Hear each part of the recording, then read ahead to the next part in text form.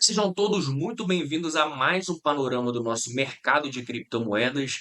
Hoje, dia 17 de junho de 2025, terça-feira, e vamos dar uma olhada aqui no que a gente está tendo para o Bitcoin e para as outras criptomoedas de um modo geral. Ontem, quando a gente fez o panorama, a gente estava nessa região de preço aqui, ó. Vamos dar uma olhada. O panorama ele é enviado entre 7 e 8 horas, então a gente estava nessa região de preço aqui embaixo. A gente tem esse rastreio, né, esse estudo dos gráficos do Bitcoin, e a gente mostrou essa região aqui, aonde o preço poderia chegar. Eu até mostrei para vocês ali uma operação de venda que poderia ser feita aqui embaixo, tá? Quem estava acompanhando o mercado ou não, poderia ter pego ou não. Se pegou essa operação, ela deu stop, sem problema nenhum. Você poderia ter feito outra operação de venda aqui em cima. E aí, essa operação estaria dando bom. Agora, o que a gente tem para frente? O que eu tô de olho para poder fazer no Bitcoin aqui, ó? Quando eu venho pro gráfico de liquidez, esse daqui é o gráfico diário do Bitcoin. O gráfico diário, a gente limpou essa liquidez que tinha aqui embaixo. Só que quando a gente expande um pouco mais para o gráfico semanal, o que a gente tem aqui? A minha maior concentração de liquidez ainda está aqui, em 103.930 até 103.400, o que daria mais ou menos essa região de preço aqui, ó. E aí, o que eu vou fazer daqui para frente? Eu vou aguardar. Se eu não peguei essa venda aqui, não peguei essa venda aqui. Então, eu vou aguardar o mercado a me mostrar o que eu posso fazer. E eu vou esperar essa região de preço aqui.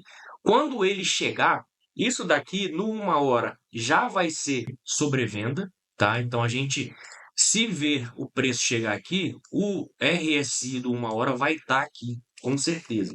E quando a gente passa para o 4 horas, se o preço chegar ali, muito provavelmente a gente vai estar próximo também.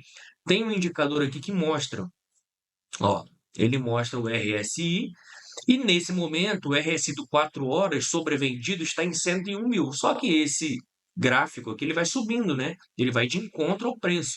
Então, provavelmente, o RSI do 4 horas sobrevendido vai estar aqui por essa região. Então, eu quero aproveitar para poder montar alguma operação, seja de day trade ou de swing trade nessa região aqui. As outras moedas estão sofrendo muito com o Bitcoin caindo, não tem jeito. E quando a gente olha para a dominância do Bitcoin, vamos puxar aqui um tempo gráfico maior, a gente teve ela subindo nesses últimos dias, tá? Então aqui, ó, desde que ela marcou esse fundo aqui no dia 14 de maio, há um mês atrás, ela só subiu. E isso daqui não é bom para as altcoins. Então a gente sabe que quando a dominância do Bitcoin sobe, as altcoins vai cair, porque o dinheiro está migrando das altcoins para o Bitcoin. Então, para a gente ver as altcoins subindo, a gente tem que ver a dominância do Bitcoin caindo, beleza? Falando agora do conflito, a gente ainda tem uma muito temor no ar, tá? A gente tem uma possibilidade de negociação que muitas pessoas estão falando, mas ao mesmo tempo a gente tem muitas pessoas falando do Trump lá no G7, da intensificação do conflito. A gente teve o Xi Jinping, presidente da China, falando para a sua população sair de Israel, sair lá do Irã, porque o conflito pode se intensificar. Outra coisa, a gente tem aqui no Polymarket, que o Polymarket é como se fosse aonde as pessoas conseguem apostar o que vai acontecer, tá? E aí, as pessoas estão apostando que a probabilidade de um ataque militar dos Estados Unidos, ela está diminuindo, tá? Porque ontem surgiu uma notícia de que os Estados Unidos poderia estar preparando um ataque militar contra o Irã. E agora as pessoas já estão crendo que essa possibilidade ela é menor do que antes. Uma outra notícia, a gente teve contas lá no Twitter do PumpFan e de outras memecoins, elas foram suspensas do Twitter, tá? O Twitter está fazendo uma limpeza ali desse tipo de coisa. Isso daqui pode não ser bom para a Solana, porque a gente sabe que o maior volume e a maior geração de taxa da Solana, ela é feita em cima do PanFan e das meme coins. Então a gente tem que ver como que a Solana vai se comportar nesse cenário e como que as meme coins, o ecossistema da Solana em si vai se comportar, beleza?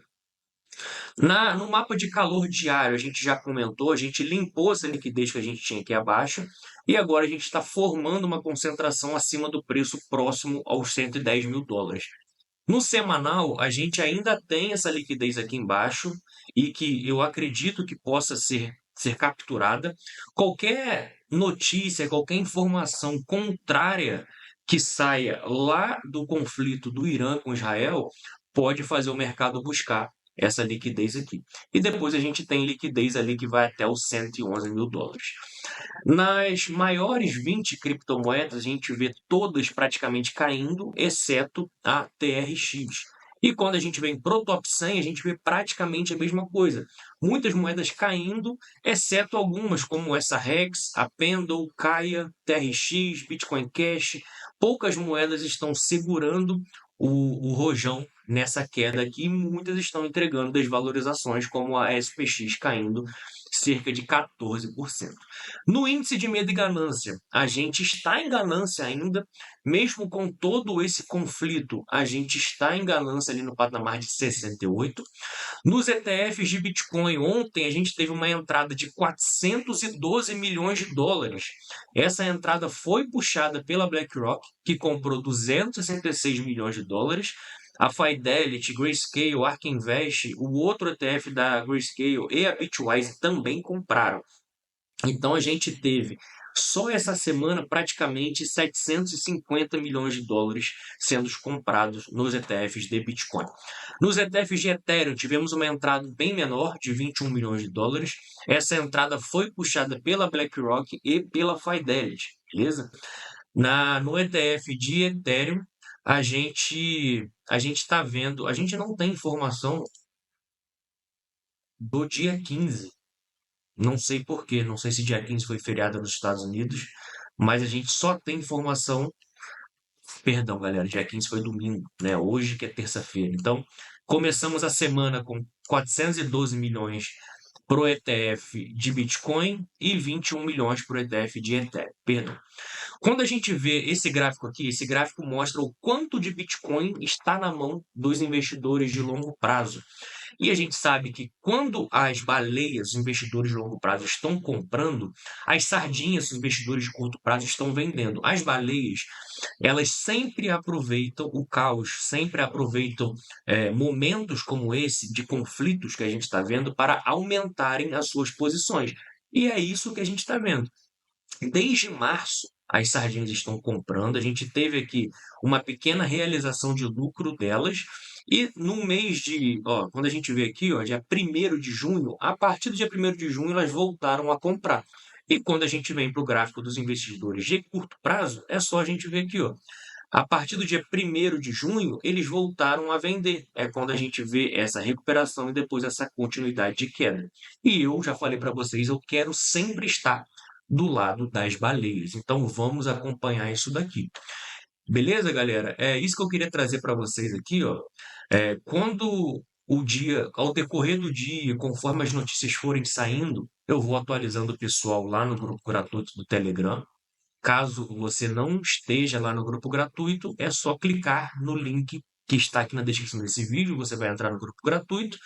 Caso queira seguir as minhas outras redes sociais, também tem aqui. A gente tem Twitter, a gente tem TikTok, a gente tem Instagram. É só entrar lá e aproveitar o dia a dia do nosso trabalho. E se você não tem conta na BingX, o link também está na descrição desse vídeo, beleza? No mais é isso, fiquem com Deus e um ótimo dia.